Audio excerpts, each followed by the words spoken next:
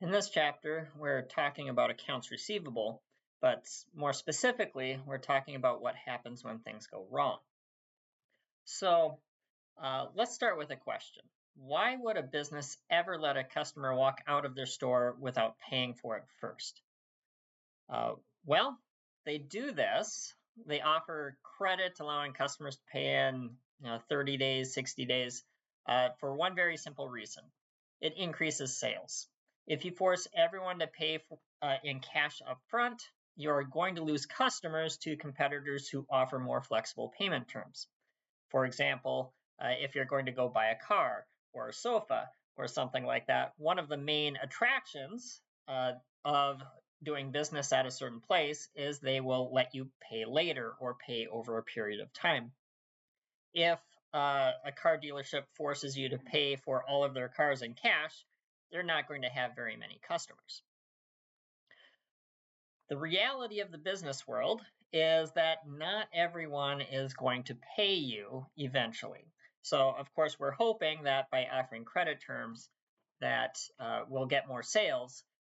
The downside is that we know that not everyone is going to pay us. They might go bankrupt, they might lose their job, or they might just disappear. And so this is one of the costs of doing business. Before we dive into the math and all of the journal entries on how we handle this when someone doesn't pay us, we need to know three main vocabulary terms to start. First is accounts receivable. You should already be familiar with this term. This is the total amount of money that your customers currently owe you. And we keep track of the exact amount that each and every customer owes us. Up until this point, when we've talked about accounts receivable, we haven't specified who owes us.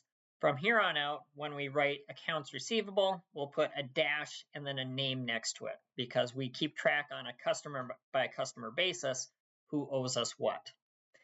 Second is bad debt expense.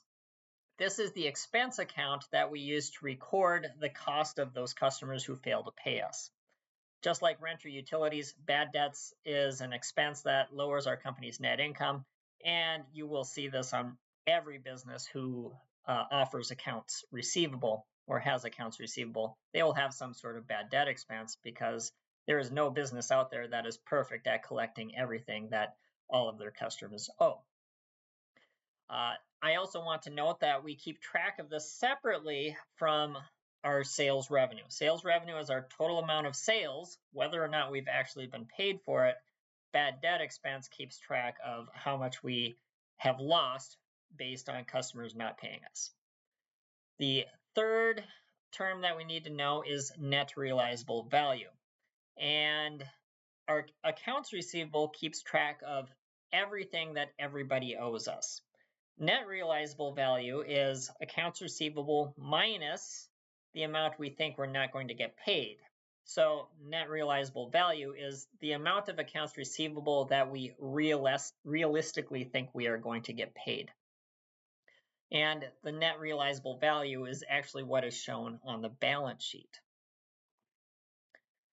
All right, so how do we actually record these bad debts in the accounting system? We have two main options, which we'll explore in future videos. Option one is the direct write-off method. This is the easy way.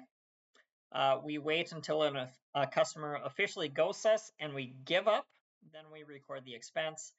The problem is this doesn't exactly follow accounting rules, so we can only use it in certain instances. Option two is the allowance method, which is a lot more complex, requires more journal entries and more calculations. However, this one follows accounting principles and rules more closely, so it is usually the one that we are required to use. We'll look at both of these options and when we can use them and when we don't have to use them. So we'll explore these two options in future videos and all the journal entries that go into them.